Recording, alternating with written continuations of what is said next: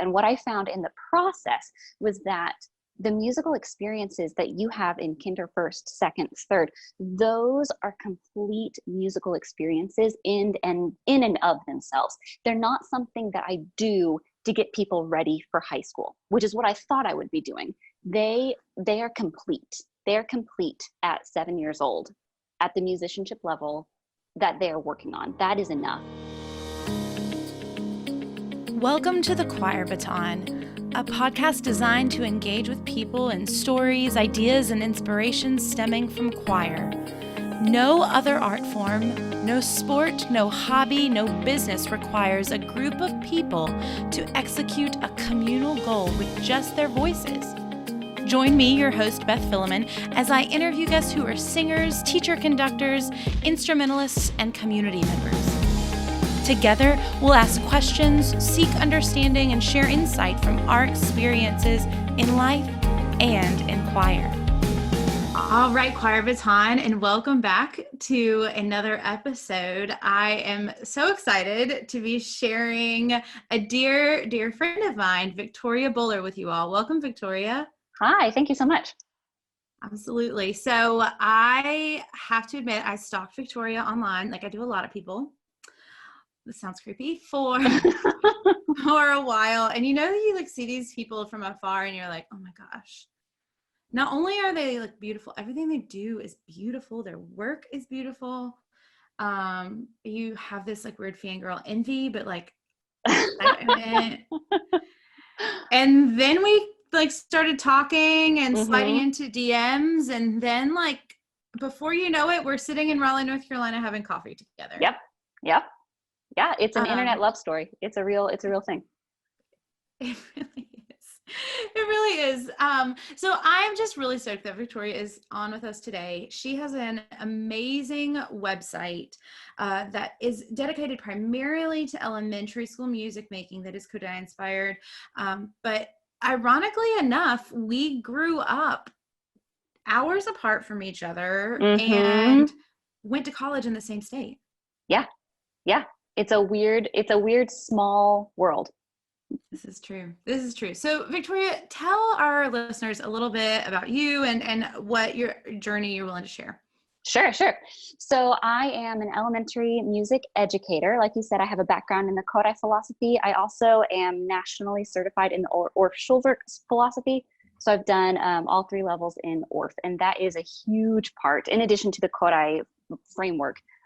That's a huge part of how I view musicking and how I view student response and how I view the whole process of musicking as a whole. So my background is in elementary music. My undergrad, I actually did a double primary. So I had one degree in vocal music education and a separate degree track in instrumental music education. So I got to double primary in voice and percussion.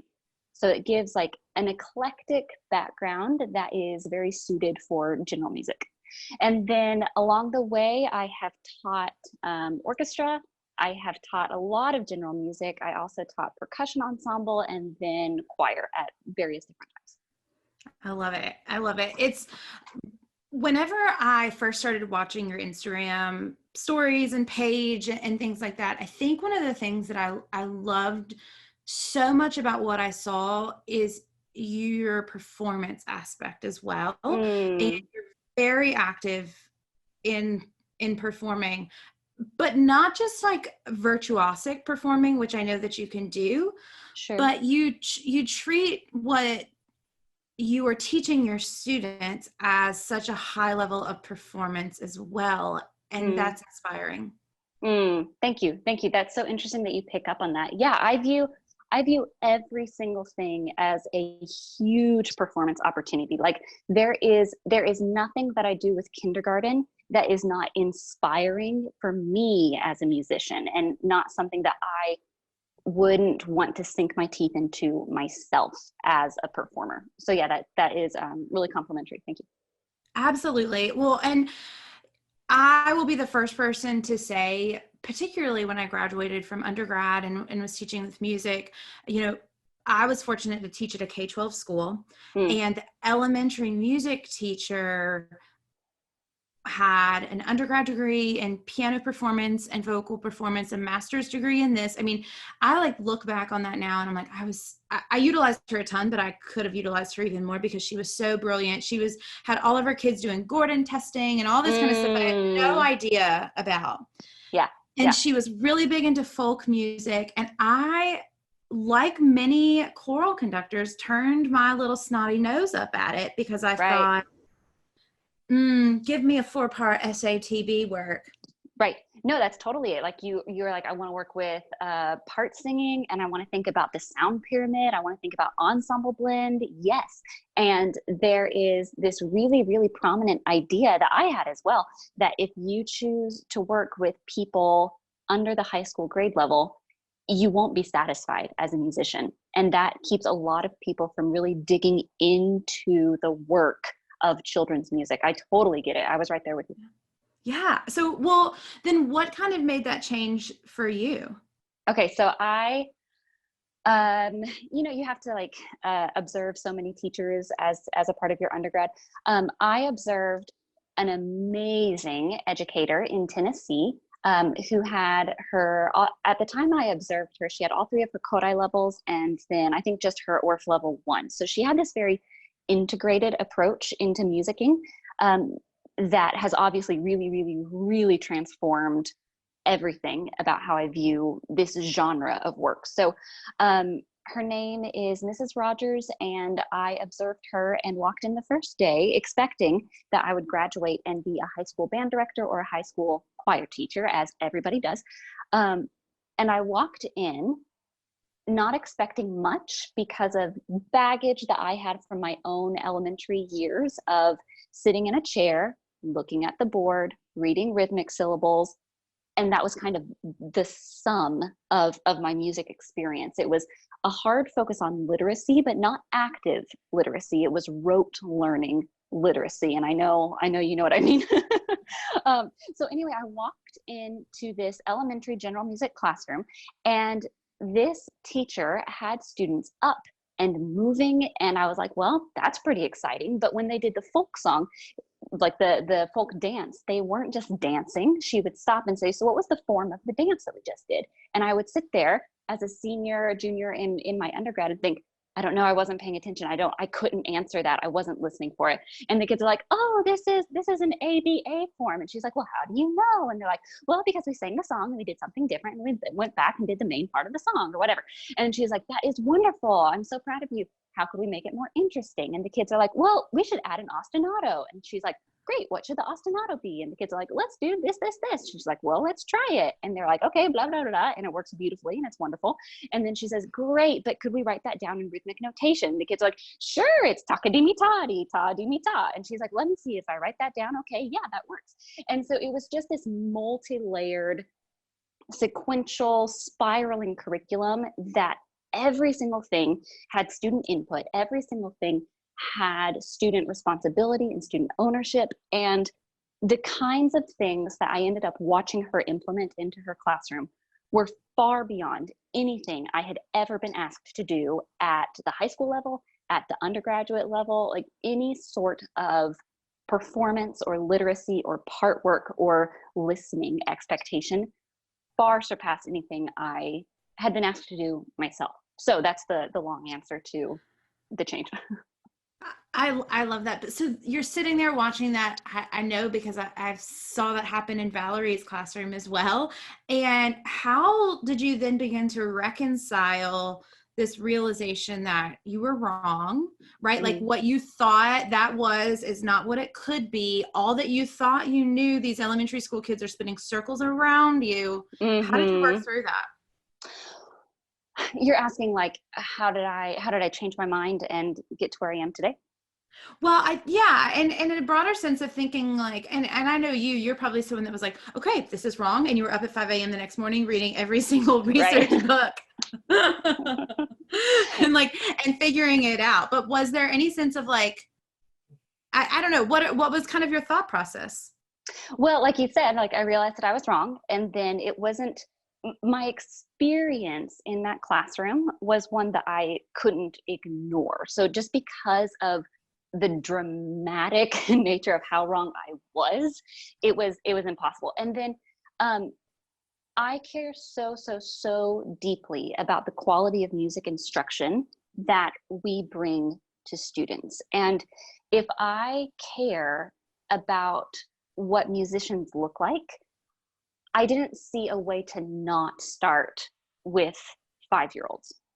If I care about anything happening at the secondary level, about musicking outside of a school setting, I couldn't get away from working with this young age group. And what I found in the process was that the musical experiences that you have in kinder, first, second, third, those are complete musical experiences in and of themselves. They're not something that I do to get people ready for high school, which is what I thought I would be doing.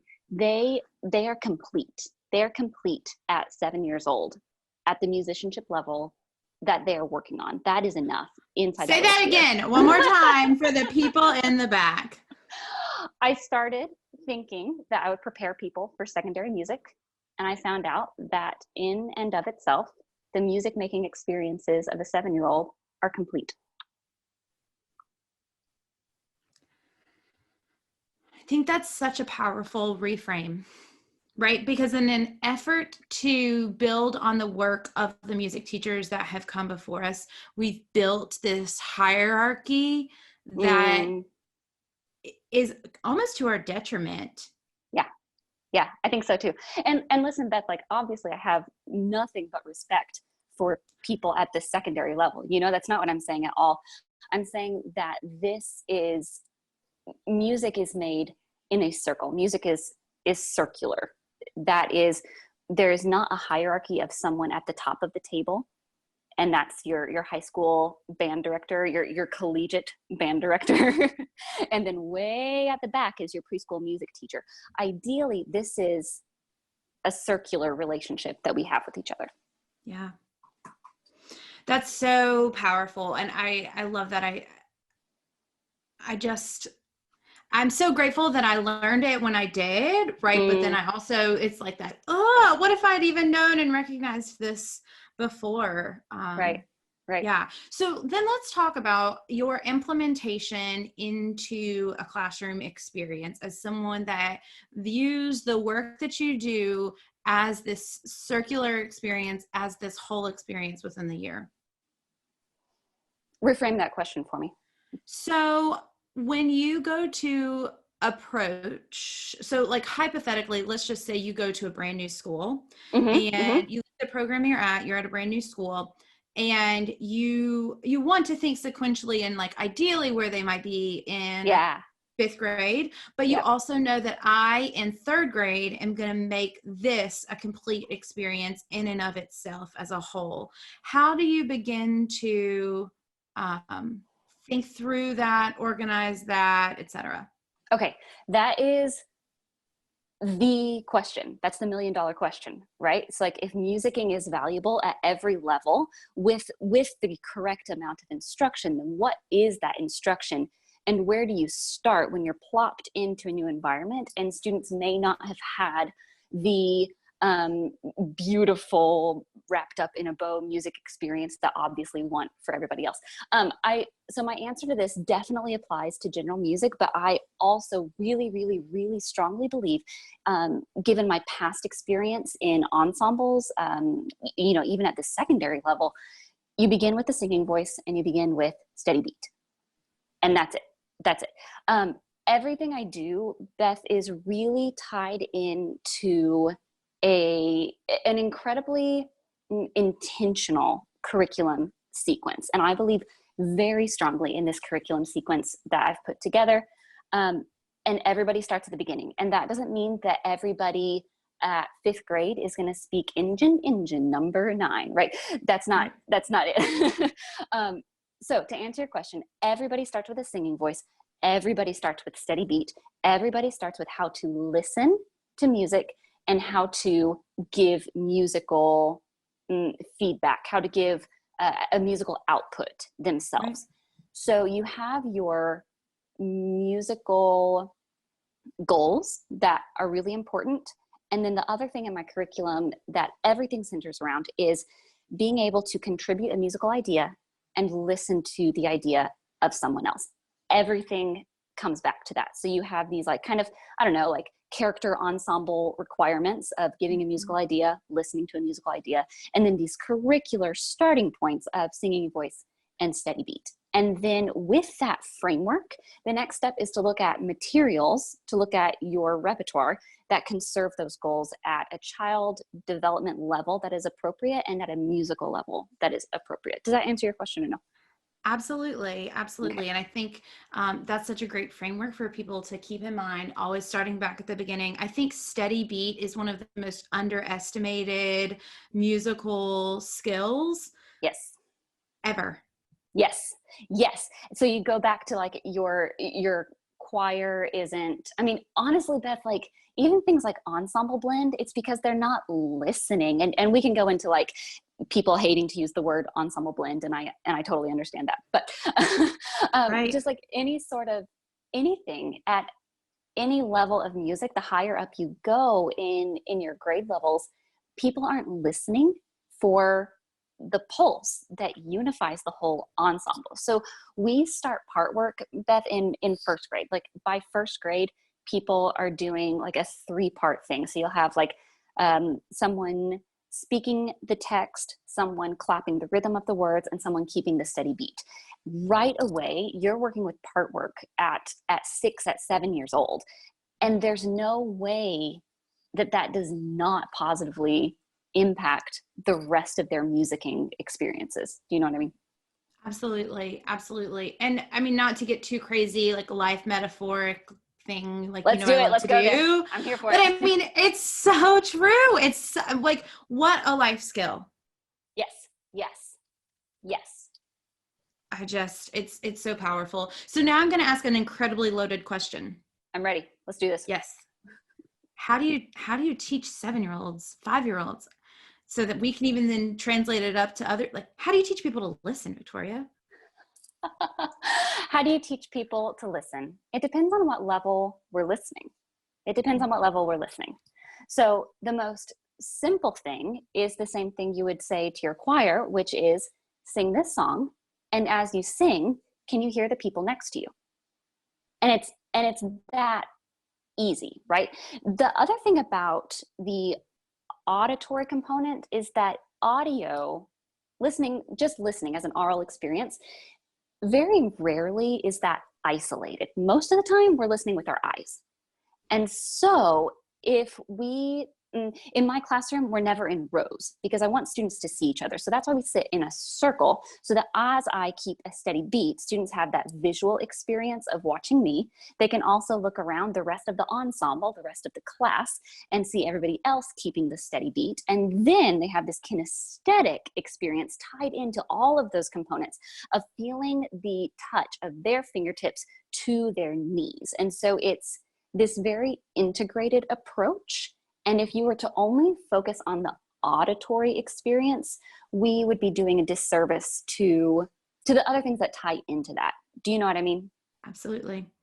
Absolutely. No, I think that's so powerful and hysterical, because you've also never been in rehearsal that I lead, but like that is always one of my first things that I say, especially to a new ensemble, is how do people listen? And they listen with their eyes. They listen with their eyes. Yeah, and that's another huge aspect of my percussive training.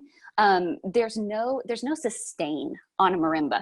So if you want to show a note that's elongated, you do it with your arm. You do it with emotion. Same thing with a snare drum. Like if you need to show the phrasing of a rhythm, because there is phrasing in a snare drum etude, you show that with your body, because people listen with their eyes. It takes away the experience if you only expect them to have an auditory relationship with the sound.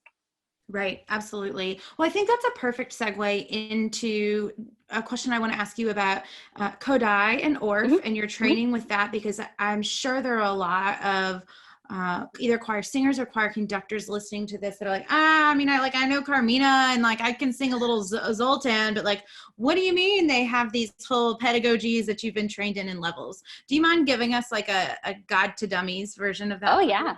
Yeah, I would love that. The framework of the Korai philosophy can be summed up that only the best is good enough for a child.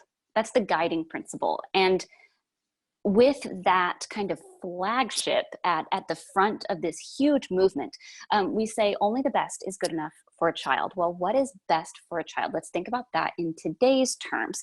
What musical experience do children always have? What musical experience do you wake up with and go to sleep with? Well, I have my voice. And so because only the best is good enough for a child, we need to train the singing voice. And the singing voice in the Korai philosophy is what comes first. That comes before everything else. In the beginning of time, there was the singing voice. The other thing about that is what's best for the child is for them to know where they fit in their cultural framework. Because of that, we need this very deeply rooted experience with folk materials. That is, materials that are held almost sacred by a people group, by a culture, by a way of life, things like that, which everybody has. Every single child has a culture that they come from. And your musical heritage is hand in hand with your cultural heritage. They are so interconnected. You cannot separate these things. So we start with only the best. We move into the singing voice. From that, we move into folk materials from the singing voice. And from the folk materials, it means that the implication is that these kids need to have a way to experience them. Well, how can you experience them if you can't read music? So because of that, because of all of this theoretical, philosophical background in what's best for the child, we need to have music literacy. There's no way around putting music literacy at the very front of the curriculum. Does that make sense? Absolutely. So because of that, only the best is good enough for a child. You start with your singing voice, you move into folk materials, and you have a huge emphasis on literacy.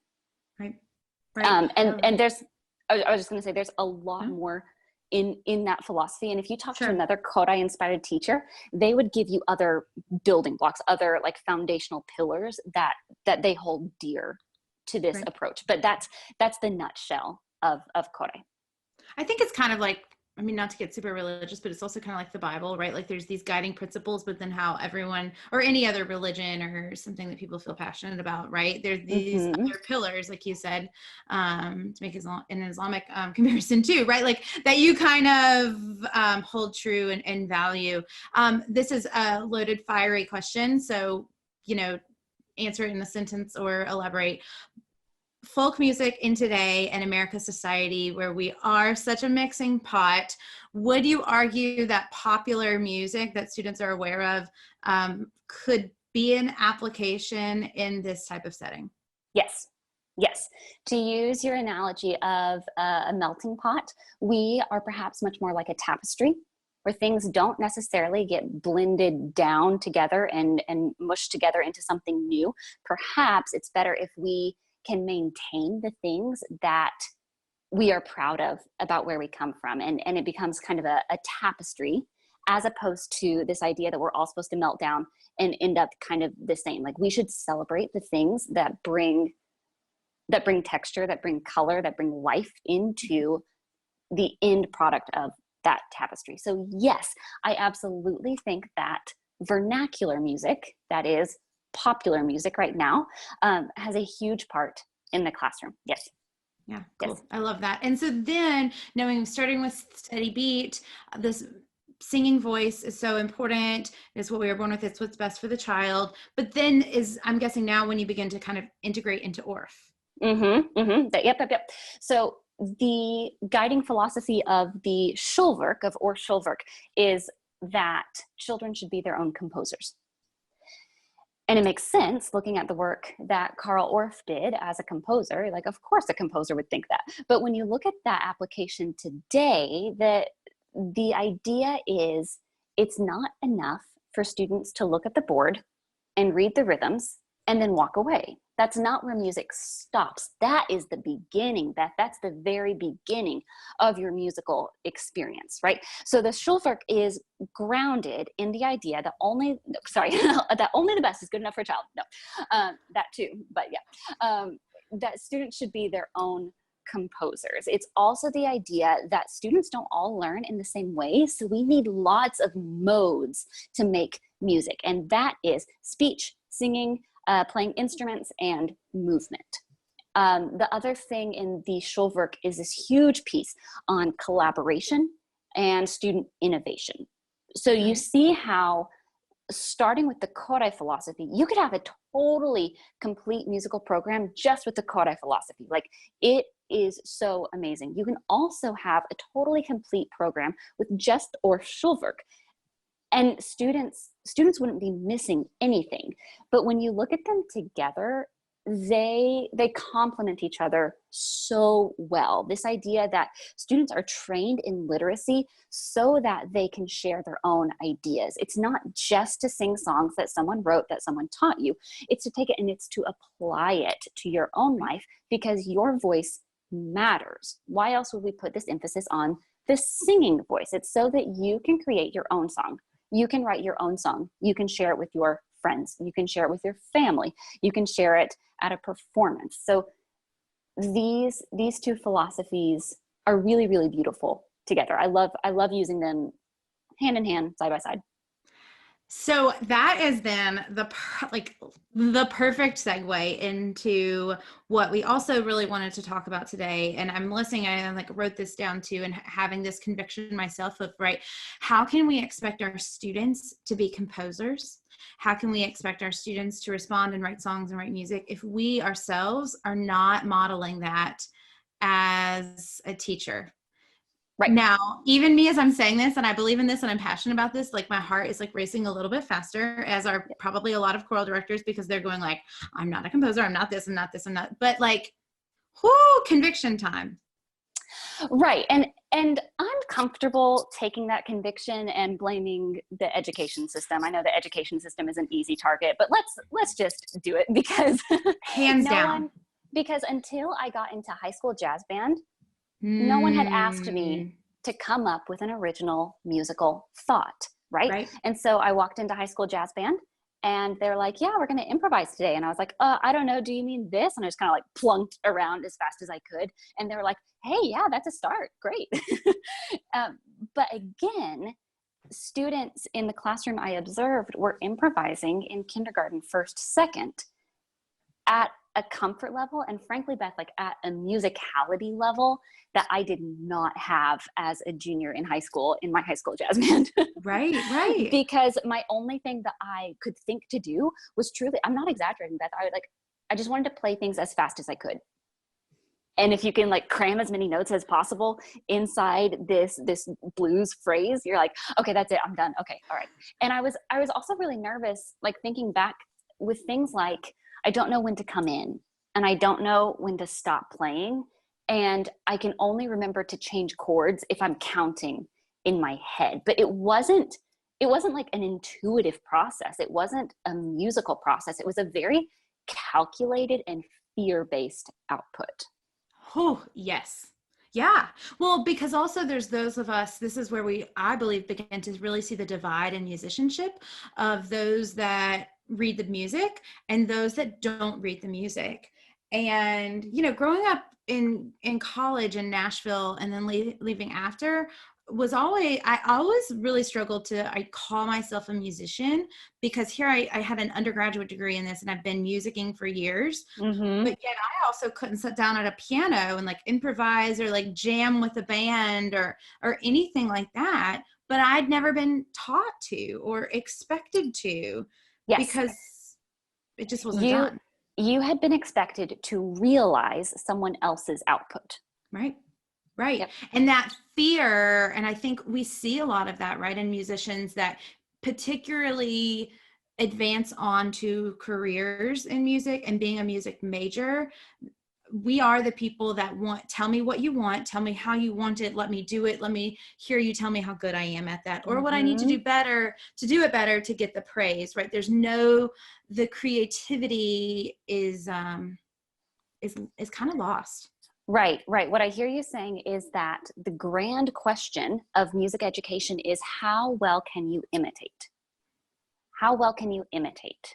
And to the extent that we can all keep our eyes glued on the director and imitate the music at the exact time, in the exact phrasing, with the exact articulation and the tone quality that the director is telling us, that is what gives us our high achievement scores at festivals and at our, our solo competitions and everything like that. It's about imitation. It's about imitation.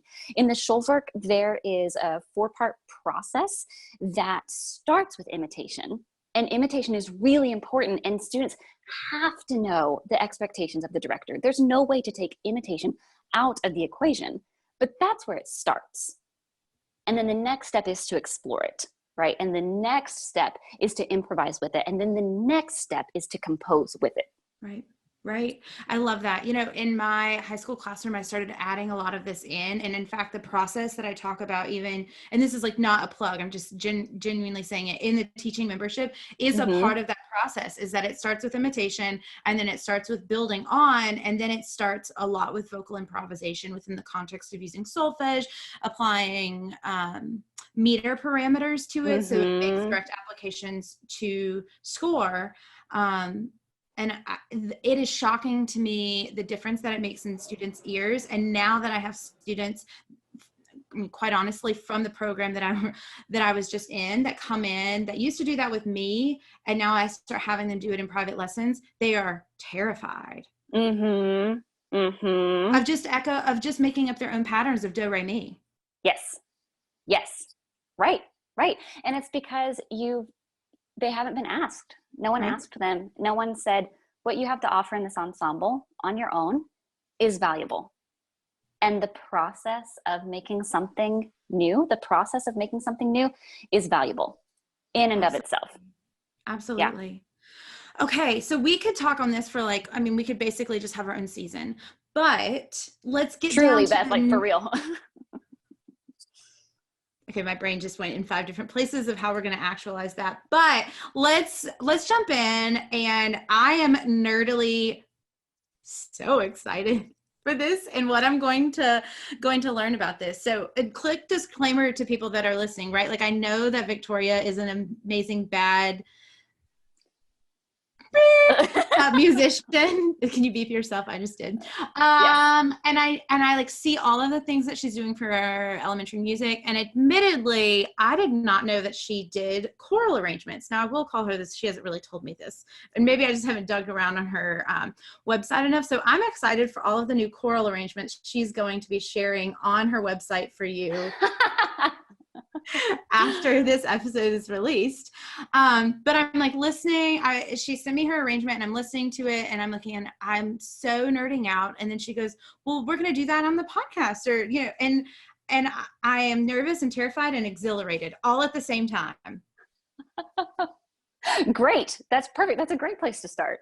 Good. So what do you want me to, what do we do? It's all you now. Okay, so you sent me a bunch of really wonderful songs. What I'll say to that, like in back to something you said earlier about like being a choral arranger, I do consider myself a choral arranger, but it's because one of the modes of musicking that I care about so much is singing, right? So the things that I've arranged and the things that I've put out into the world, like on YouTube or Instagram or the website, those are things that I would do with a 4th and 5th grade ensemble. That's like a 4th and 5th grade level.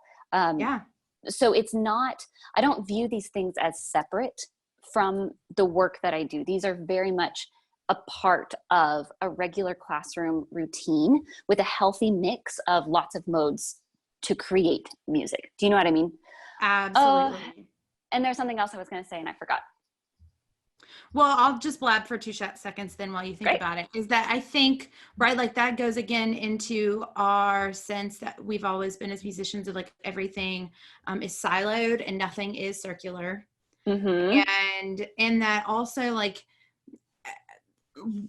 there are grade levels to certain things, but also good music is good music is good music. And I could watch you doing the video you just released of the gray sand and blue skies. That's not the title of it, but that's fine. and it's like, I could sit and watch that for days, and people watch that and they go, oh my gosh, that's so cool. That's so hard. That's so this, and the other. And you start listening and breaking it down, and you're like, actually, beginning singers can do these concepts, which then leads itself into another thing. And maybe hopefully you've thought of what you're saying, so I'll stop rambling after this. But like, it doesn't have to be complicated to be an amazing performance, to be amazing music, to be inspiring, to be done by a certain age group. Yes. The other thing that I was going to say that you've led into nicely is that I've done this with choral arrangements, but this is also a very, very similar process that I would walk through with an instrumental arrangement. And you can find other instrumental arrangements on the website as well. So this process is kind of the same for as you walk through with every ensemble, and most of the time with these arrangements, we're not just singing, because I want students to have lots of different experiences. Or, Beth, if the final product is just singing, the way we get there is with speech and body percussion and instruments and things like that. Like, it's a very integrated approach, even if what you plop on the stage is just students standing there and singing a song. I'm ready. Okay. What do I need to do? I've got my pen and paper and all the things. Well, the first thing that we'll set our expectations on is that you and I doing this over a Zoom call, we will not have a finished product by the end of this on the Zoom call, just because there is a latency issue. So if you and I try to sing together, we're going to have a rough time. So if you go with me on this, Beth, if you are up for it, I think that we should brainstorm some ideas. And then I think that we should both go into our own little corners of the world and record some stuff, and then you send me what you're done with, right? And I'll throw it together, and then we'll have a final something by the end of this. Just because, like, if we were sitting live in Raleigh together, we'd be able to do this. With latency, it's not going to work. But I do want us to have something at the end of this. Are you down for that? I'm totally down for that. I'm totally terrified and anxious and all the things, and I'm really excited. So yes, that's the perfect place to start learning anything. This is amazing. Okay, so you said this is also a first on the Choir Baton podcast. Yeah, and the nice thing, Beth, is like, we're not live, so if you feel uncomfortable about if you feel uncomfortable about like any output that we give for this song, like, you can cut it and we'll just keep going. Unless it is really bad, y'all. I told Victoria before we started, like, one, I am not a big editor of this because A, I don't have the time. B, I'm just what it is. And C, like, I think you need to hear the ugly. I think if I'm going to practice what I'm going to preach, so unless I like super swear amidst this, which is highly probable, that will really work to you already beat yourself once. I know. I blame it all on those years of listening to kids swear in the hallways for years, and it just like seeped into my body, and I couldn't and now it just is coming out. But anyways, I'm ready. Okay, great. Where I always start, the only reason that I have ever made my own arrangements is that there is a gap in the literature. And that is such a practical thing that's like, I think every single educator has had the experience of, I want to teach this concept, but where are the materials to teach this concept? And it's not just where are the materials to teach this concept, where are the materials that my students will identify with, where are the students going back to like a musical home, a musical culture, a musical tapestry in your choir room, where is that piece that will work with my students at this moment in time, not last year's students, not even these students, how they were at the beginning of the semester, these students right here today, right now, with this specific concept. So I always start with a gap in the literature, right? You and I are both, as you said, bad beep musicians, so we have no musical gaps. Beth, let's just go ahead and say we know it all, and we're good. No, I'm totally joking.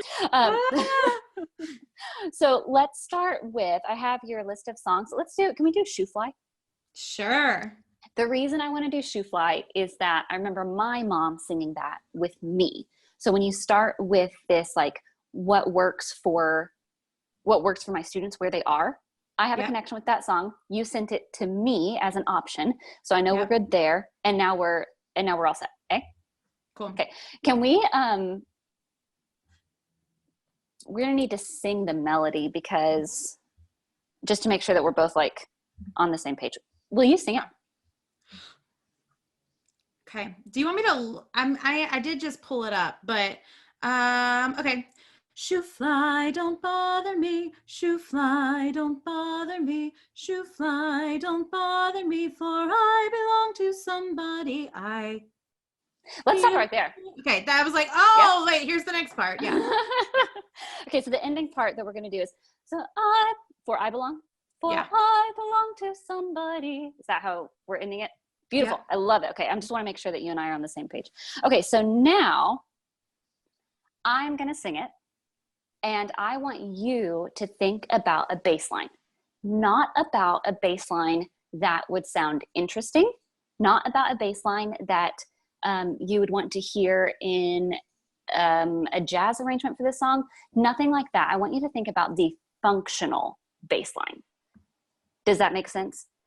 So what is the functional progression of this song? It doesn't have to be, you don't have to add a 6. You don't have to add a 2. You don't have to add a flat 7. I can guarantee I wouldn't even know what that would be or be able to like output that in that way. Woo, gap. Right. Okay. That's fine. So this time I'm going to sing it and I want you to listen. Okay. And your choices are do or so. And if you, depending on what level we want to make this, we could add fa, right? So like if we were going to do like a 3-part middle school kind of thing, you know, but for right now, let's just keep, your options are do, lo so, or lo fa. So 1, 4, 5. Okay. All right. So I'm singing, you are thinking in your head. Your only job is to think it. Ready? Here we go. Okay. Shoo fly, don't bother me. Shoo fly, don't bother me. Shoo fly, don't bother me, for I belong to somebody. Can we do it one more time? Mm-hmm. Okay, so I'm singing, you're thinking. Here we go. Yep. Shoo fly, don't bother me. Shoo fly, don't bother me. Shoo fly, don't bother me, for I belong to somebody. Okay. Do you have your idea? I think so. Okay, do you want to jot it down so you don't forget? It's like you know me or something.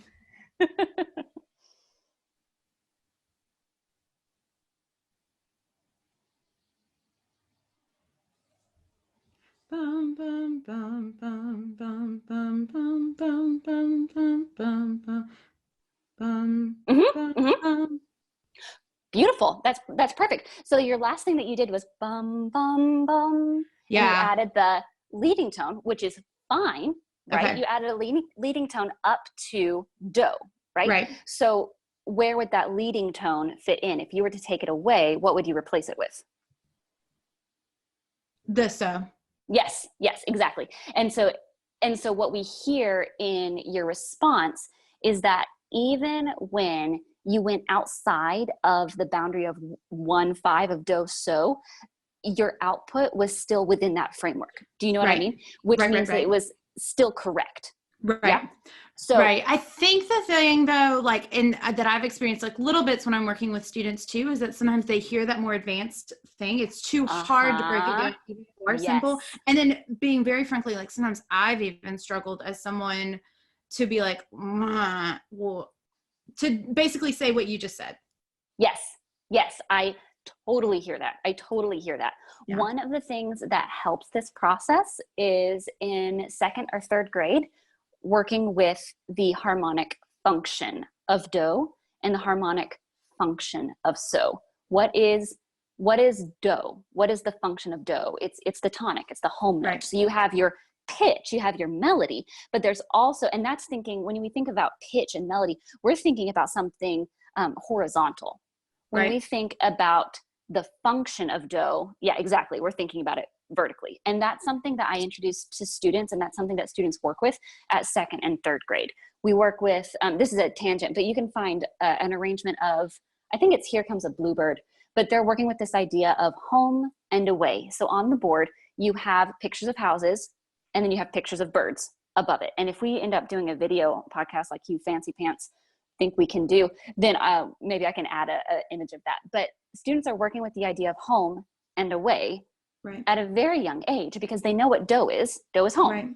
And then for what they know at the time, Mrs. Boler is just picking a note to be away. Right. And that's fine, right?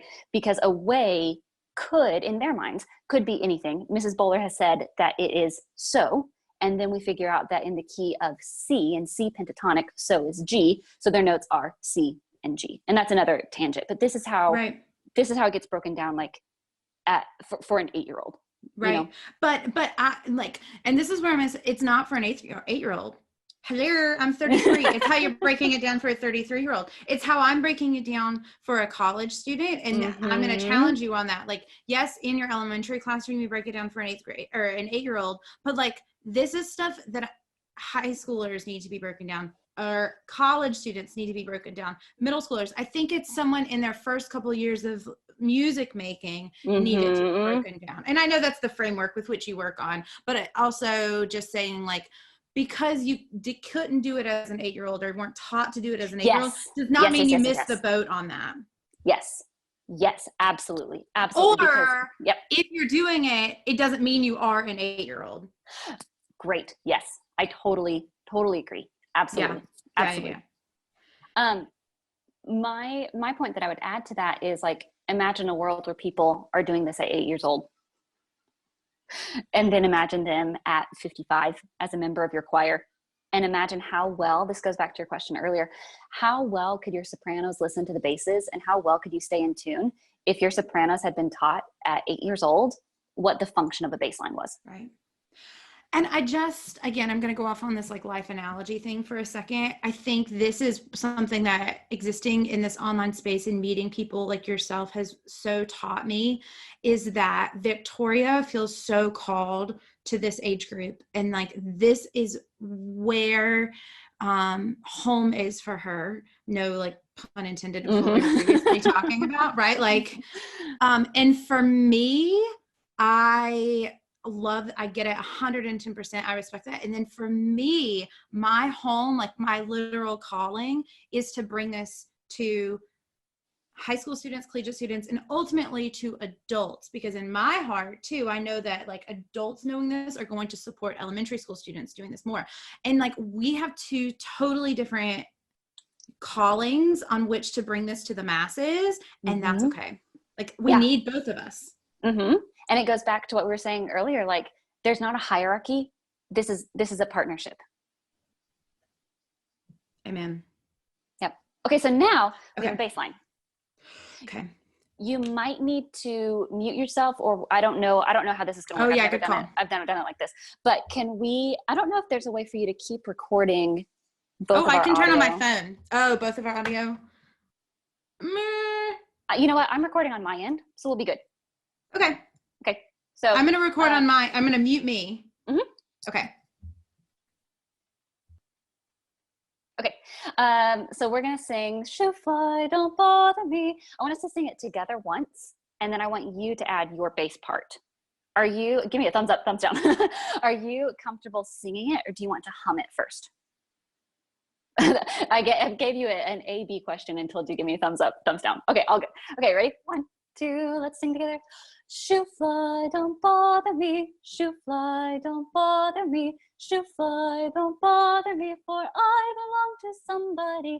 Shoe fly, don't bother me. Shoe fly, don't bother me. Shoe fly, don't bother me, for I belong to somebody.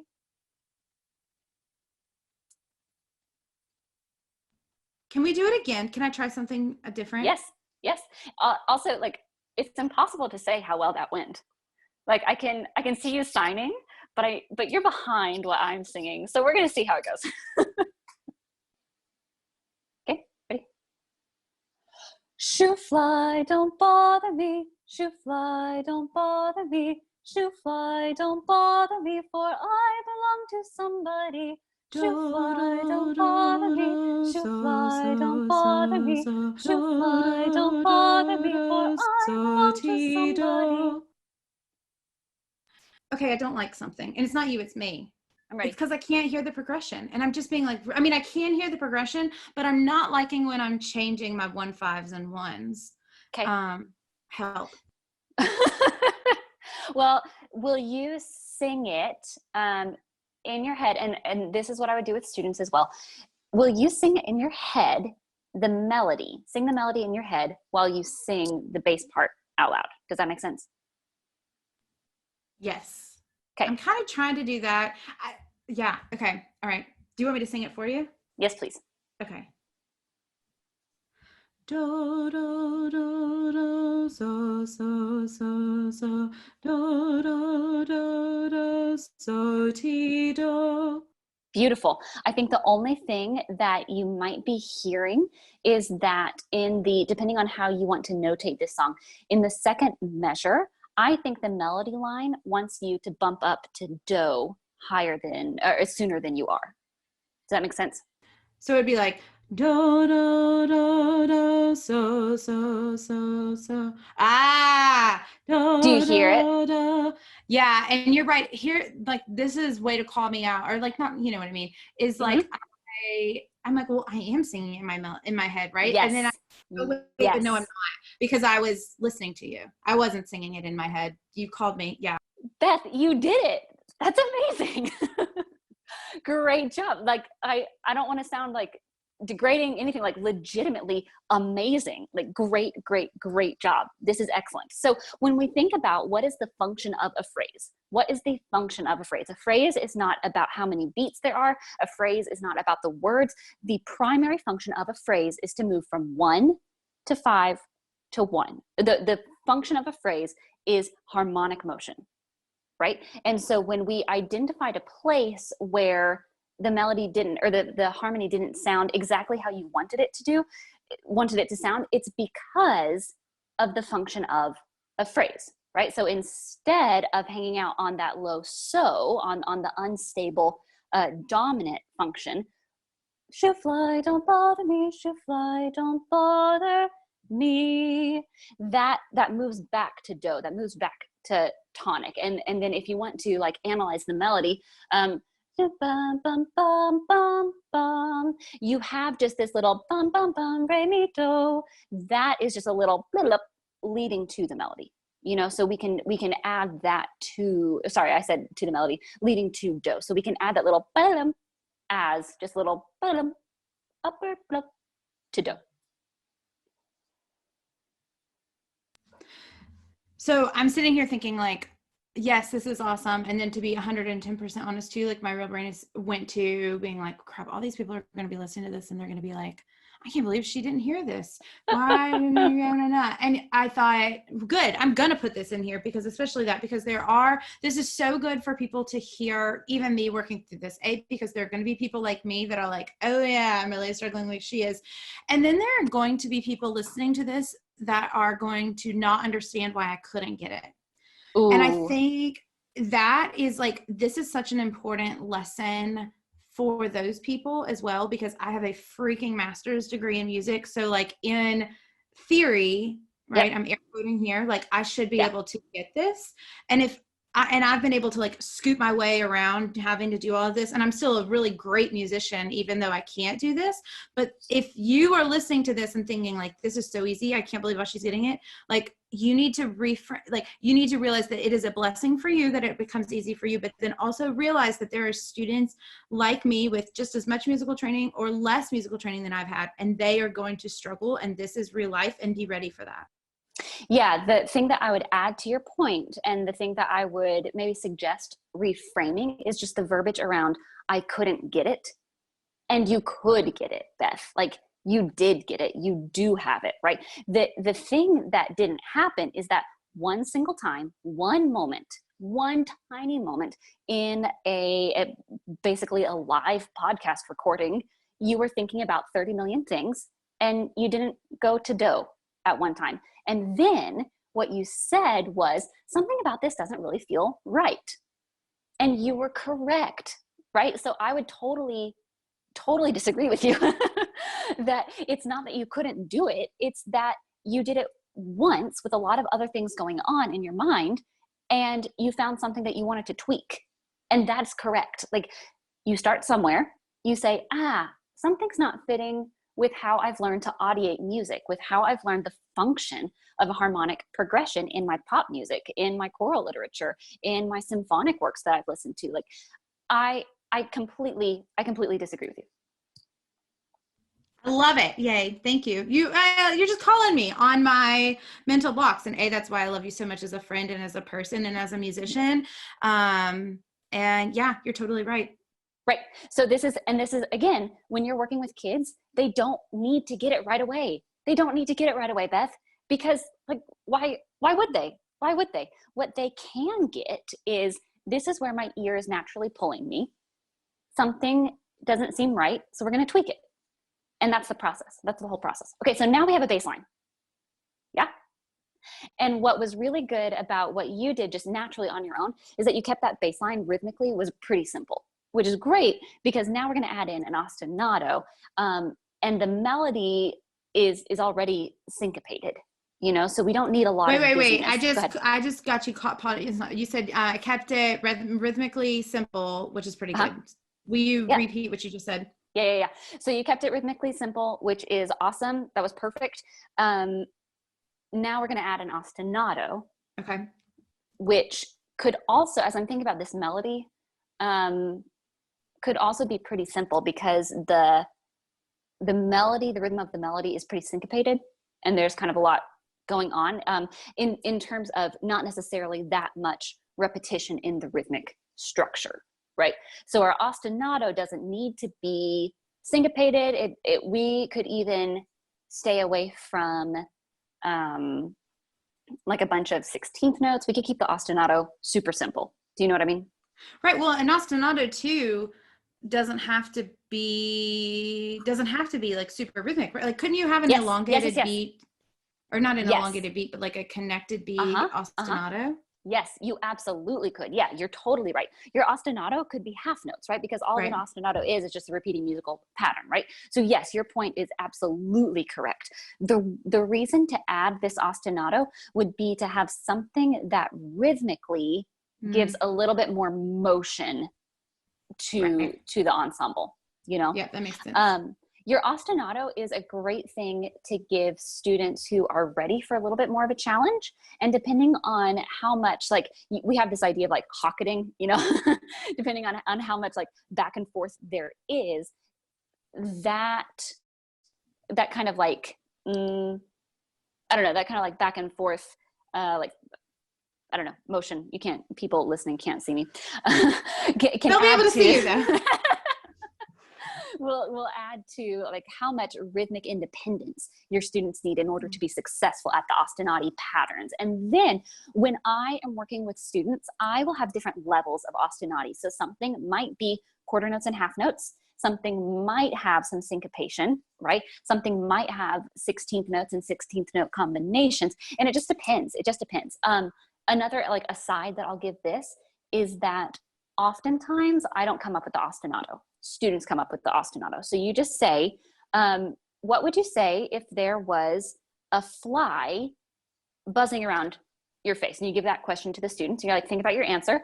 And then you say, I'm going to keep a steady beat. Will you speak your answer in your head and see if you can make it last either 4 or 8 beats? You choose, right?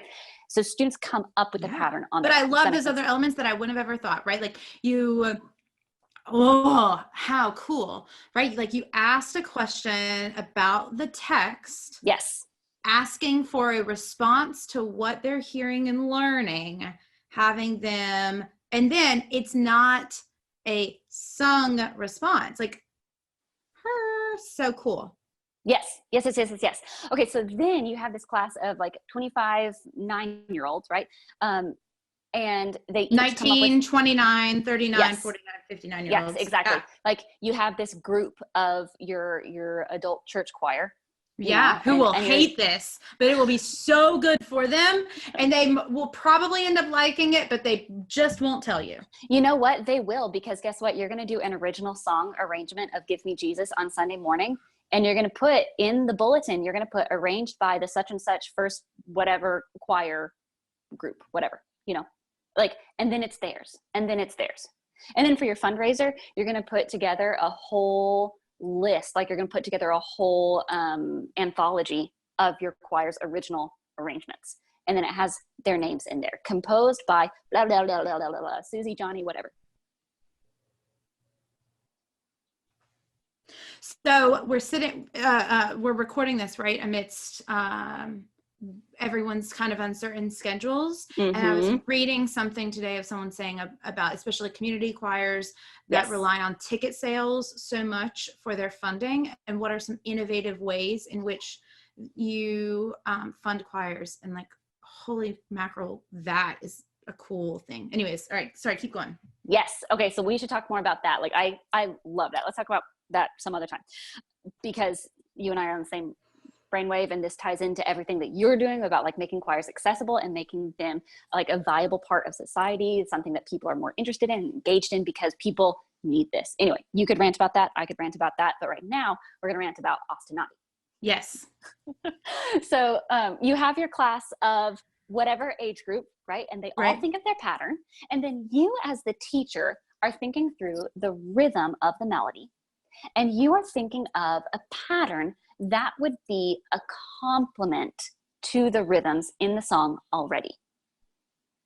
So we don't want, if my pattern that I come up to you and I'm like, okay, Beth, my pattern is, hey fly, get out of here. Hey fly, get out of here. Hey fly, get out of here. You would be like, ooh, I love the text of that. That is such a really integrated text for this song. Amazing. Who has another idea? Because my rhythm that I suggested was totally identical to the rhythm of the song. You know what I mean? So you're going to come up with your pattern. And actually, like, as I think about the rhythm here, there is a lot of repetition. I was wrong before. Don't listen to anything I say. I'm crazy.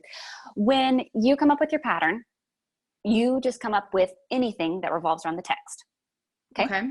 And what I would say for you, Beth, and this is what I would do if I were in like a one-on-one scenario, I would say like write down 3 ideas, because the pressure of saying, give me your one golden idea that will just be, you know, just perfectly summarize all your artistic vision. Like that's too much. Yeah. I just wrote down my 3 ideas. Oh, great. I'm ready. Okay. Here's the first one, but it's spoken, right? Yeah, you speak it. Yep. Okay. Let's see if I can do this.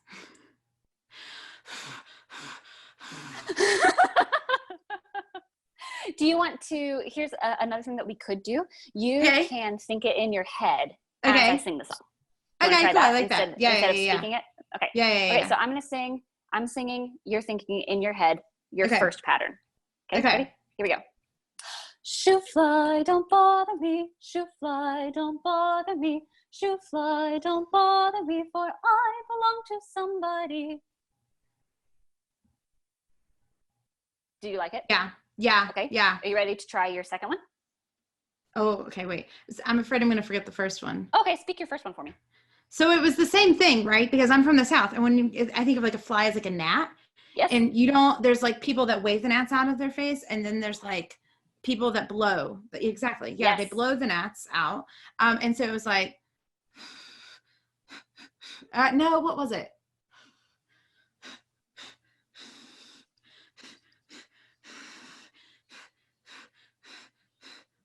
And so I copied it. I guess that's not ostinati because I copied the rhythm at the end, but still, same thing. Great. I love that you changed the rhythm at the end, because as a society, we have decided that if there is a sound towards the end of the measure, we should use that as something that moves into the next section of the song. And if the song is ending, we probably want something that has space at the very end of the phrase. So I think that what you did is perfect. That was a very musical decision. I think that's wonderful. So now, instead of this whoosh sound, like the blowing it away, could you say, I forgot the detail of your pattern. Will you do it one more time? Great. So now you can go whoosh, whoosh, whoosh. Okay. So it's like you're swiping it away, but whoosh, in the whoosh, whoosh. Okay. Beautiful. I love it. Or something along those lines that would have just a little bit more phonation. Okay. So that as we do it with the song, it would be just like a little bit easier to hear. So you could add text if you wanted. You could keep it whoosh the whole time. Swoosh. So like swoosh, swoosh, swoosh. You do that. The look on your face says you don't love it. Let's keep. No, I'm looking at your face first. Yeah, I think what you did is perfect. Like whoosh, whoosh, Whoosh, whoosh, whoosh, whoosh, whoosh, whoosh. whoosh, whoosh. Okay. Mm-hmm. All right, so that's my one. Beautiful. So now you have, say it again. Oh, I was thinking through my next one on my face, I love which is it. why I got that weird face, because the word was yuck. That's why I gave that yuck face. Yes, I am here for this, Beth. Okay, let's do this. I'm going to sing. You're going to think it in your head. If you like it, then you can share it. And if you don't like it, we can rework it. Okay. Okay. All right. Oh, okay. All right. Will you sing it through twice? Because I probably, I have to remember it the first time, and by the second time you sing it, then I might remember. Great. Okay, here we go. Okay. Shoo fly, don't bother me. Shoo fly, don't bother me. Shoo fly, don't bother me, for I belong to somebody. Shoo fly, don't bother me. Shoo fly, don't bother me. Shoo fly, don't bother me, for I belong to somebody. I'm cracking up looking at your face. Okay. I love it. So we have one and one and one and then how are you ending it? Yeah. Because I remembered what you talked about at space at the end of a musical phrase. Yes. Yeah. We take out anything that would suggest that we're leading into something else, right? And obviously, like composers would make arrangements to have like a surprise ending, and the audience is on the edge of their seats and whatever. But that's not for our purposes. Tone it down. It's all good. Okay. I think that's a great decision. Okay, so now I'm just jotting things down so I don't forget them. Bum, bum, bum, bum, bum, bum, bum. This is great. So the only other thing that I would add would be some sort of student input. And we can go back to the ostinato patterns because there was one other thing I was going to say about that. But in my arrangements, I'm never the one doing all of the arranging. I provide the framework. I provide the context that students are going to need to make their own musical decisions and be successful with it. So in the event that students have come up with the ostinato patterns on their own, that's great. I can check that off my list. Like students have contributed to this, and that's very, very, very important to me.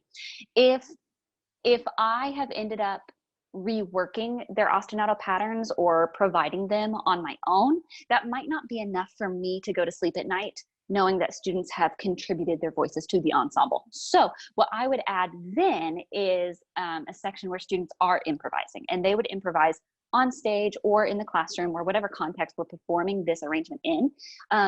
There would be an improvisation section. That could be a B section. That could be the B, C, D in a rondo form. That could be like the introduction. It could take a lot of different forms, and it doesn't have to be vocal. It could also be rhythmic.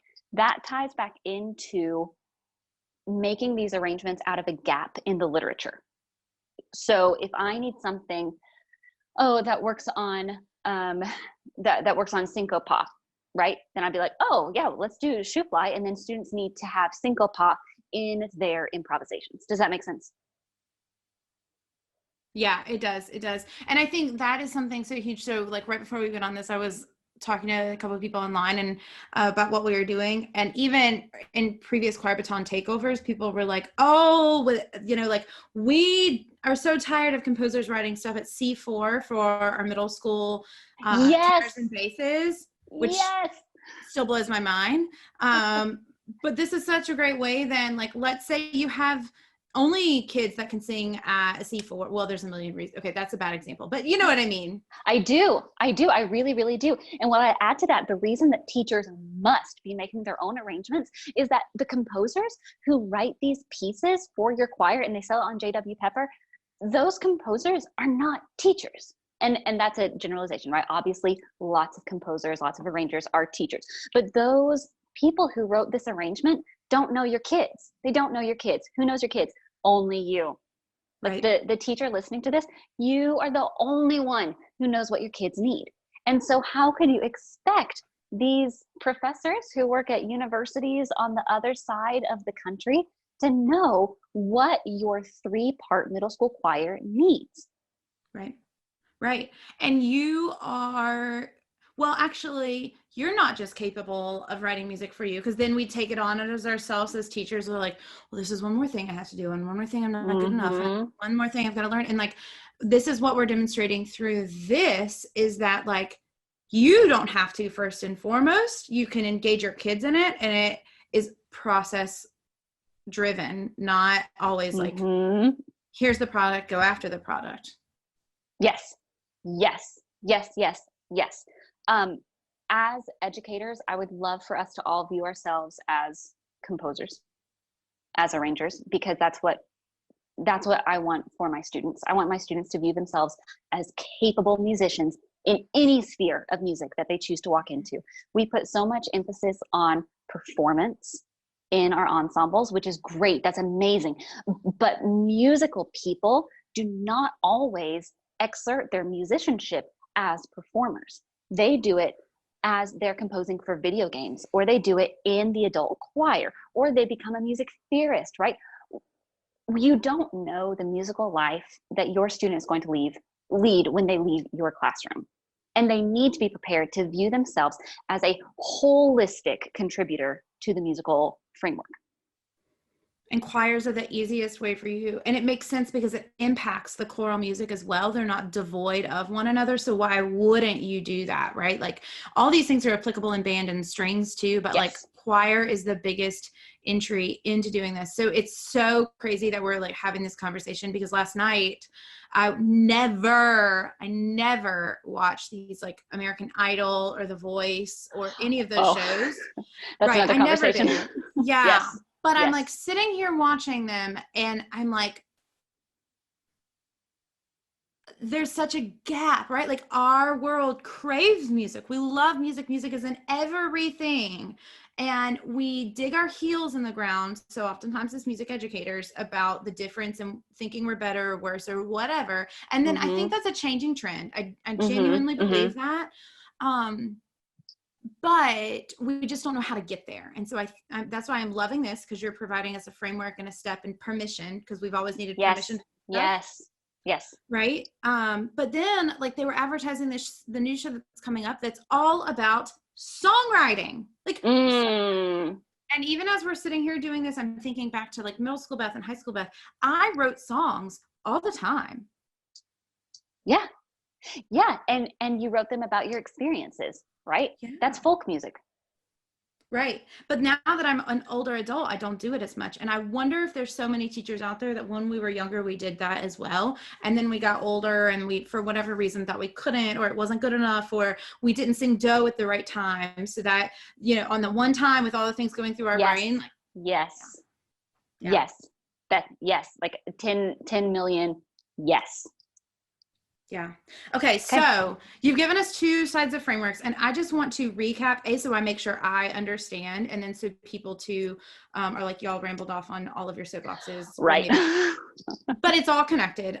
So one is like establishing a folk tune that means something to you, or that your students have brought in that means something to them, having them imitate that back and forth, right? Like so you make sure you're all singing it the same way. And then once you've got that, begin to establish a basic baseline, and either providing them, say like, go for it, whatever you come up with, or giving them a framework. And the most simple of frameworks being a 1-5-1.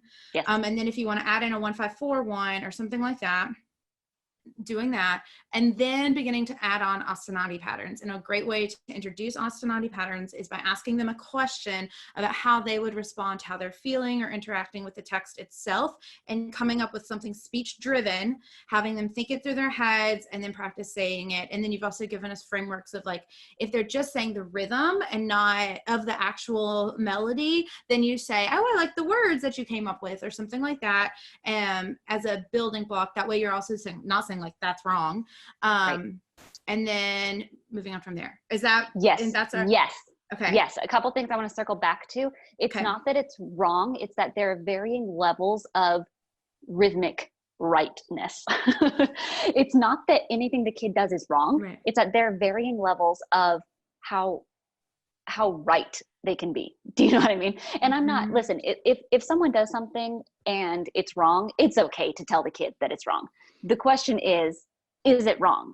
No, it's not. My directions to you were to think of how you would react if there was a fly buzzing around your head, and you did. So great job. I am so proud of you. You did what I asked, and you came up with a rhythm. The other thing about this, Beth, is that if I say, come up with something on your own, and the kid adds text to an existing rhythm, they are just imitating at that point.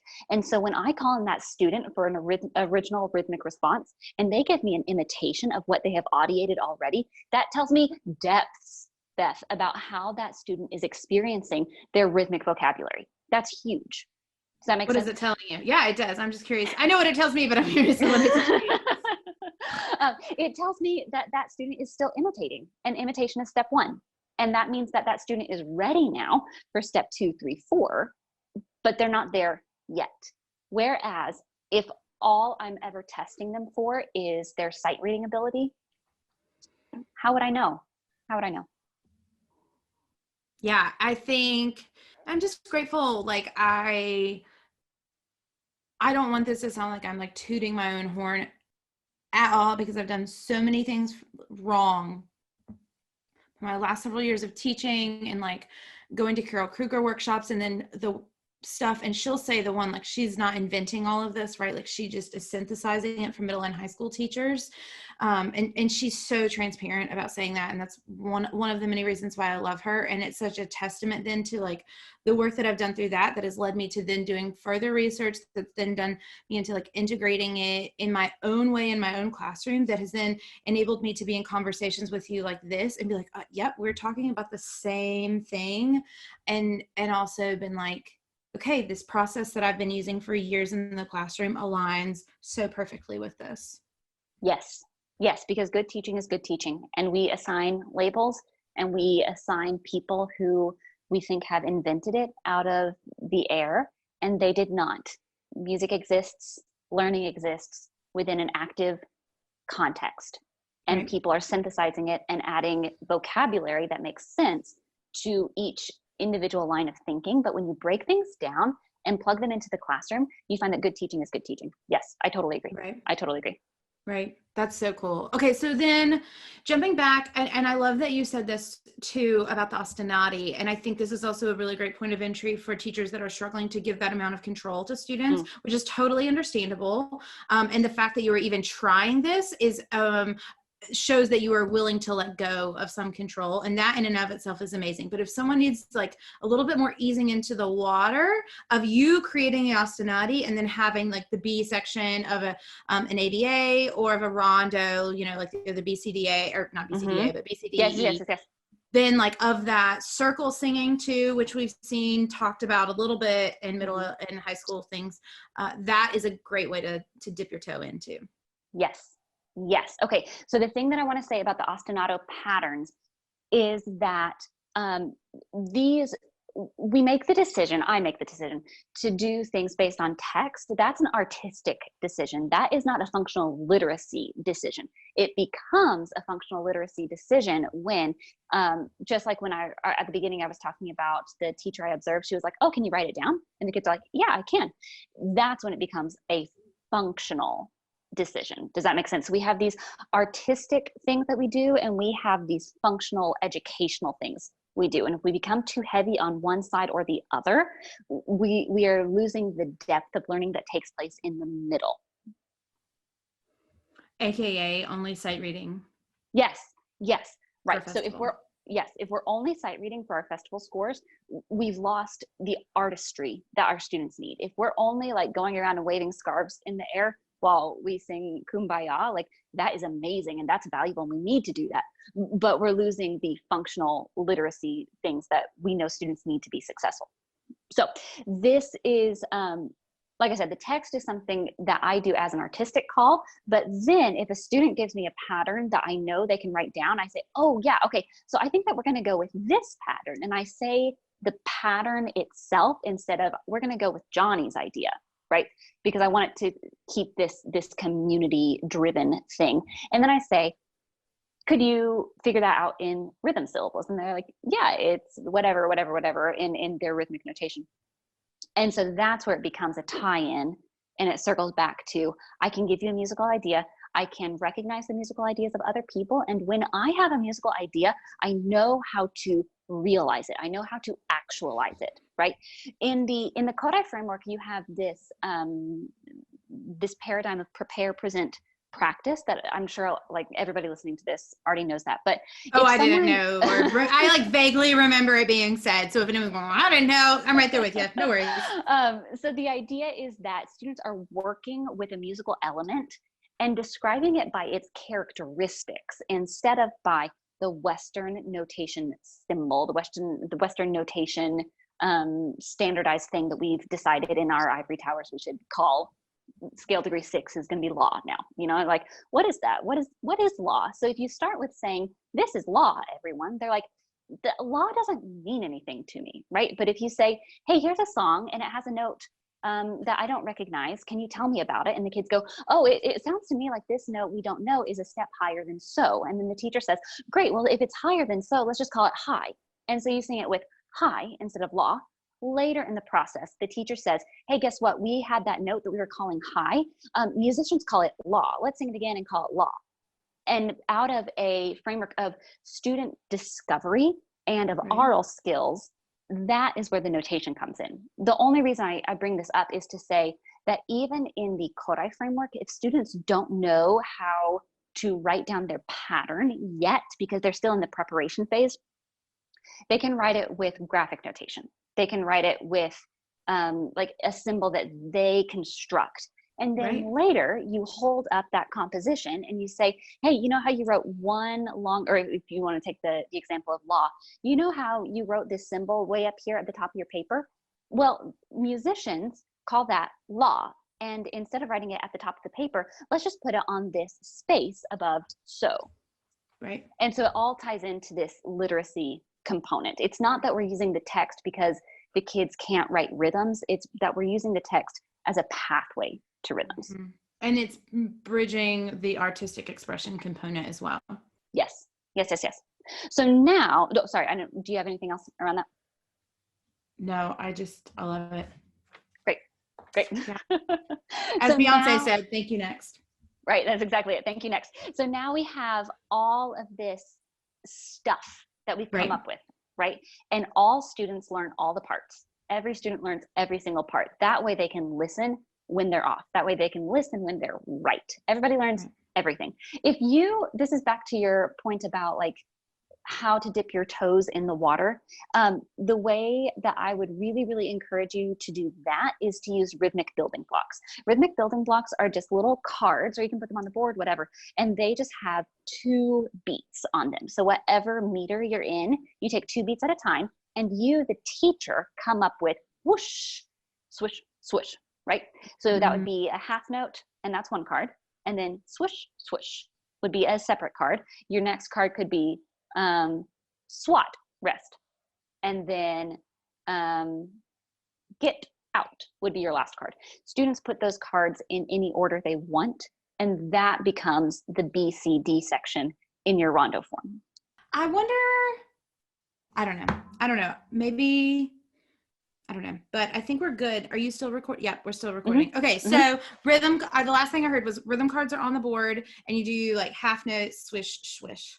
Yes. So you as the teacher are coming up with 2 beats at a time that you will let your students move around, and whatever order they choose, that is the thing that becomes the BCD whatever section in your rondo form. So your, like, to take your example that you came up with earlier, Beth, one card could be swoosh, and that's a half note. The next one could be swish, swish, 2 quarter notes. The next one could be like swat, rest, or little fly, or whatever it is. You have 4 rhythmic variations of rhythms that you know your students already know and can move around in a conscious way.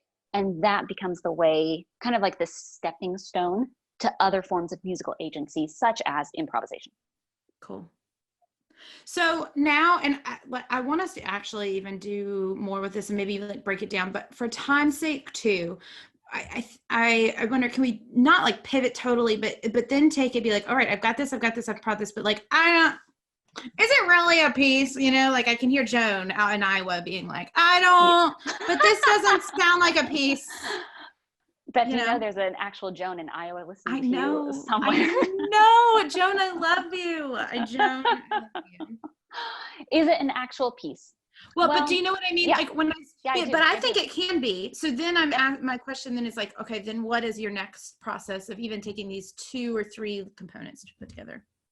Oh, you're asking like, how do you meld them all together into something? Right. Okay. Yeah, no, I firmly believe that it's a piece, but that's what I'm saying. Like that, how do you then take people to being like, okay, I got this at the most basic level, making it, to speak layman's terms, octavo-esque. Yes. That's not a layman's term, but but yes, I totally agree. I totally see what you're saying. So now we have all these parts, how we're going to put it together in 1 minute and 45 seconds, right? Or whatever we want to put on stage as the final production.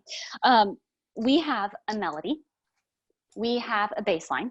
We have 2 ostinato patterns. Depending on the way you take this, you also have student improvisations. Just for simplicity, Beth, let's say that you and I were like really amazing teachers and the students came up with the ostinati on their own, right? Okay. So we won't worry about an improvisation on stage. That'll be part 2 of the podcast. Yeah, here for it. Okay, so we have all these things and then we're gonna write them on the board. I'm gonna say we have this, and this. What do you think should come first? And the kids say, I think that we should have the melody first. And you say, great. Who should sing the melody? And the kids say, I think only the sopranos should sing the melody. And you say, who else has another idea? And the basses say, I think only the basses should sing the melody, right? Whatever.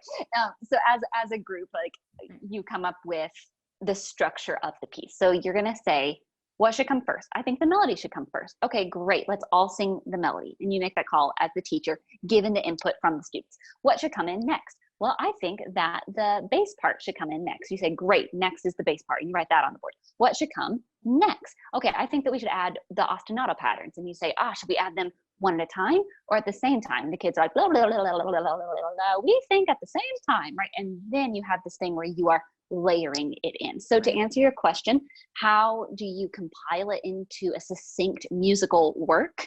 I don't ever worry about that. I put that on the kids. I mean, obviously depending on the age group, right? But if we're working with really 3rd grade and up, they can make musical choices within a framework that I give them.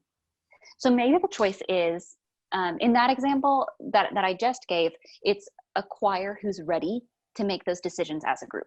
Mm-hmm. If they're not ready to make those decisions, then I give them one choice. Do you want to start with everybody singing the melody in unison, or do you want to start with the melody and the bass line together? Right. That's the choice. Does that make sense? And then, absolutely. And then with student choice, you are building decision after decision after decision. Students are making the choice of the form of the song, of the textural elements there. Mm-hmm. Yeah. Yeah, and I think then talk about a bridge of a gap, right? So we have both things, and then you begin to add in dynamics and articulation and phrasing. I mean, there's just so much to this. And I think it's important, particularly for middle high school community church choirs. I firmly believe community choirs need to be doing more of this. More on that later, but I just think there's so much that we can do with this. And quite frankly, like this is what our a cappella kids are doing today. Yes. This is what they're liking on something or like sharing on TikTok or like all like this exists. Mm-hmm. And just because it's not, 8-part 7th, 9th, 6th, 27th chords layered in long tones over some crazy piano. Yeah. Right. Yeah. And the other thing I would add to that, to your point, is like, this is not a replacement for your great choral works that you feel deeply, deeply in your heart that every student needs to walk out singing, right? Like you can keep the Mozart Requiem, but Mozart is so dead. Like he's gone. He can't write anything else. Guess He was what? actually gone before that piece was even published. Yes! So like, let's like talk about Mozart. that. Yeah. Mozart didn't even see the end of the Lacrimosa, you guys. So what are you going to do today to keep musical works from still being contributed to the choral community? Right. Yeah, I love it. I think, and this is like an extra plug that is like completely not sponsored, right? But something that I used in little things that I was doing with this is inclusion of, if you have access to computers, there's so many different ways you can have students begin to notate this, but I firmly believe middle and high school students and adults need to be notating music, because you'll learn all the things that you thought they did know that they don't know. And with like Flat IO is just my jam, because you can then log in there as a teacher and see it and add and edit for them. But we are fortunate even more so to be able to do that. And then like I would print out their compositions and put them in the hallway, especially if it was like an individual student doing it or if it was a group student doing it. And it was similar to this approach, but like different. And I wish I could go in tomorrow and do this with all these approaches that you've added of, it's just giving me a framework. So here's a question. Would you recommend as a teacher work on this on their own, like take a week and be like, okay, I'm going to see if I can come up with something on my own of building my own picking my own folk song, adding my own bass line, adding some ostinati, and then like putting it together so that they get to experience the process. They maybe even feel a little more confident in it. And I know that's terrifying for some teachers, but then before like putting it in the class, would you suggest that could be a cool approach too? Yes. Yes, I would. What I would recommend is to, as you are brainstorming different directions that this arrangement could take, go through all of the options. Go through every single option. Like, what if we did 7 ostinato patterns, right? And like, this is not an 8-part choral arrangement, but what if it were? What if I could add other parts to this? Go through all of those options by yourself. And even if you don't like what you have come up with, you are walking through the process of putting an idea out into the world and then evaluating it. You're putting something into the choral space and then you're making a judgment call on it. That's the process that you want to walk your kids through as well. So I say first, yes, go through and have 7 million different versions of this song that are all musical and all different varying levels of correct, right? And then when you take it into your classroom, you are going to give students agency over one of those components. So we have our melody, we have the bass, we have the ostinato patterns, and then maybe like a student improvisation something, right? For the sake of simplicity, you can take that out and say, I am going to do the melody. I'm going to walk in telling them the bass line. I'm going to walk in giving them one of the ostinato patterns, and I'm going to open it up for them to do the second one. Okay. Does that make sense? So you do everything. Absolutely. Because when you, like, Beth, when you walk with your nephew into Target, you don't say, okay, let's buy something. Absolutely not. It's too much. You say, let's go to this aisle and you have these 2 choices. Which one do you want? Do you want to have a pepperoni pizza or do you want to have a cheese pizza? But it's not just like walk into Target and pick anything that you want out of the frozen food section. Yeah. Same thing here. I think that's an amazing analogy, not just because I love food, but because it just is, it's and so your nephew. True. And yes, I do love him too. I do. Yeah. Okay. So then let's go forward. This is going to be my challenge to the Choir Baton community, is to do this, like to make this happen. And particularly in the next coming weeks. And I'm gonna actually get off of here and start on another thing besides shoe fly. Maybe we can like still put a little shoe fly, and try this out on my own. And I encourage all of us to do this. Yes, because it is fun and it is good for you. It's your vegetables and your dessert. It's all together. Right. Now, because, people, you know what the most common response I feel like from people now that we've shown them how to do this, Mm-hmm. right? Because that's the first question. I don't know how to do that. Okay, well, we've shown you how. My inclination for their next question is going to be like, how long is this going to take? Right? I don't have enough time. Yeah, you're right. You don't have enough time because you haven't added in student agency in your curriculum. You're right. So I say, but even like doing this on their own, right? Like, so they add in 5 minutes a day, like even of your own personal time, or like like on 1 week, you pick a tune, Mm-hmm. you on your own. The next week you add a bass line. And everyone has time to do that, right? Right. The question is, how do you choose your repertoire for your concert, for your rehearsal, right? You're never working on one piece for the whole rehearsal, right? You are working at things at different levels, at different variations of readiness for a final product. And if your philosophy of music is that your students' voices are valuable, then there's room in your rehearsal for shoe fly or whatever is the developmental equivalent for your students. There's room for this in your rehearsal because there's room for this at your concert because there is room for this. There is room for your students' musical decisions. There's room for your students' musical agency. There is room to not do the same pieces that you have done on rotation the past 10 years because they're in your repertoire and you know them.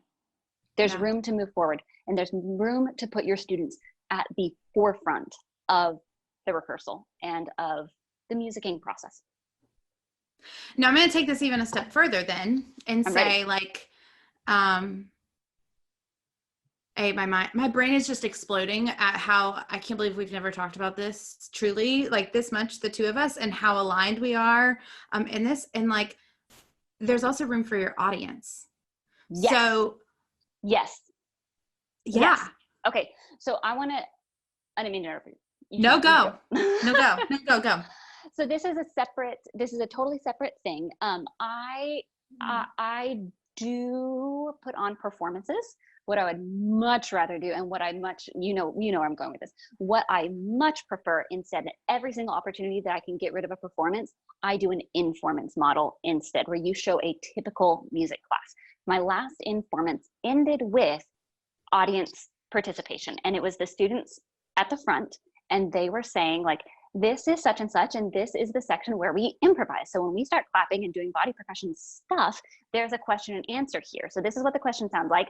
And then you get to make up the answer. And this is what it sounds like. And it was an audience. It was like 300-400 people at this third grade informants.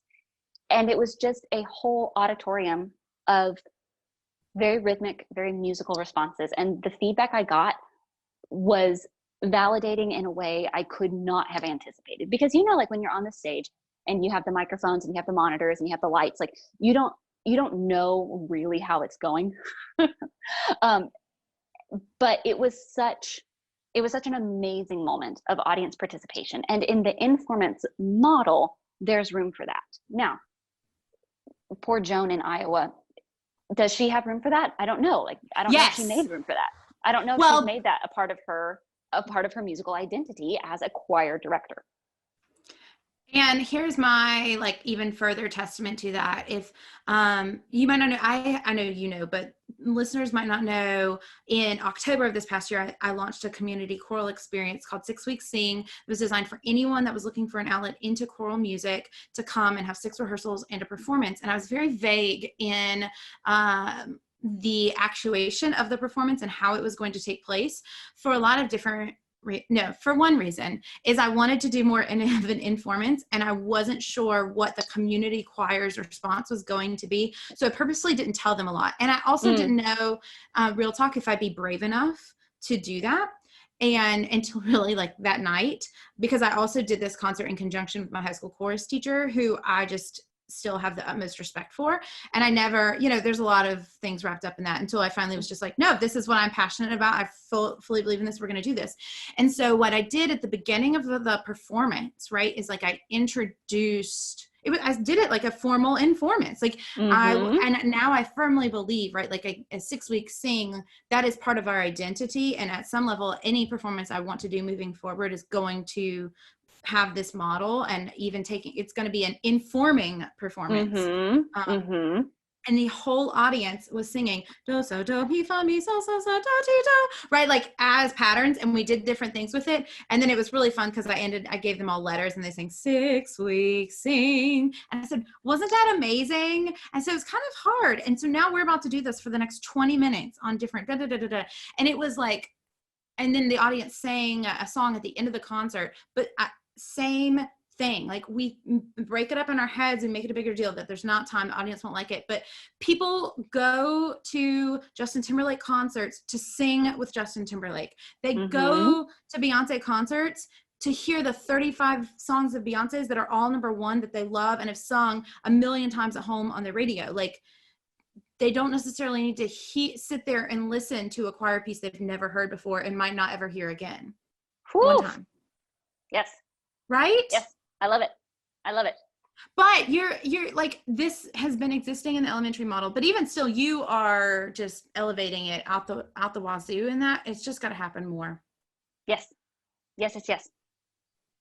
Cool. All right. Well, Ugo. Oh, the only thing that I would say is if you want like an actual broken down step-by-step model for how I have like, so truly, Beth, like I went into detail in this resource. It's on my website, and it was the one I referenced earlier. It's for like 2nd and 3rd grade level, and it's, I believe, Here Comes a Bluebird. So if you go to my website, victoriaboler.com, and just search Orff arrangement, Here Comes a Bluebird. Honestly, you could probably just Google that and find it. But it's a blog post with a lot of detail, and there's a YouTube video coming out around that same topic, that same approach as well. So that's like all the visuals that I've used, the final finale notation. There's like an MP3 of the final version. It's like the worksheet for the student compositions, like lots and lots and lots of resources in that blog post. Perfect lead into the wealth of resources that Victoria has on victoriaboler.com. She is like ridiculously prolific, and everything is detailed. On her website, she has digital downloads that you can purchase that are like pennies compared to what you're getting, like what you're buying, the value to like it's just a steal. And then in addition to that, she also has a planning binder that is $12 a month. And isn't it right? 12? Mm-hmm. Yes, good. $12 a month. And it is just like chock full of so many things that you can utilize at any level. And then in addition to it being so good, like people hear with their eyes, people learn with their eyes. It's just beautiful. Oh, thank you. Thank you. Yeah, it's just beautifully done. Victoria has been in this space of online content creation for years. She's like an OG, and but it's just a testament to where her heart is and her work and like just the talent and all the things. So please stop listening. Well, actually, you can go like leave a review on iTunes and be like, yes, this was the best episode ever. Victoria's the bomb. And then go to her website and join her planning binder. Go listen to her videos, watch her process, learn her informances. It's just amazing. Yeah. Victoria, thank you. Thank you, Beth. This is awesome. Yes. And we will have more episodes together talking about all the things. You know, as my girl Karen said, we've only just begun. But I'm so grateful. Our community is grateful, and we're going to get more people singing, whether they're in kindergarten or the retirement facility or just out of college, all the things. Yes. Cool. Thanks, Victoria. Thank you.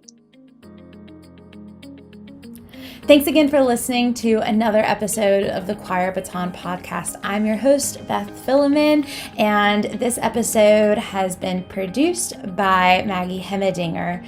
You can follow Choir Baton on Instagram. That's where we hang out the most, both myself and then the various takeovers that we host as well. Make sure you are signed up for our Choir Baton email that we send out once a week, filled with all kinds of information, inspiration, and insight in and about choir. And finally, know that Choir Baton exists to encourage you and to reignite a passion for choir within your heart and mind and soul, especially during this time. And if it has done that for you, we know it will do that for others. So please consider sharing this with a colleague, whether they are a fellow singer, teacher, conductor, composer, anyone within the field, or anyone that's just interested in choir and needs to hear this message at this time. Please consider sharing this episode of the Choir Baton Podcast with them.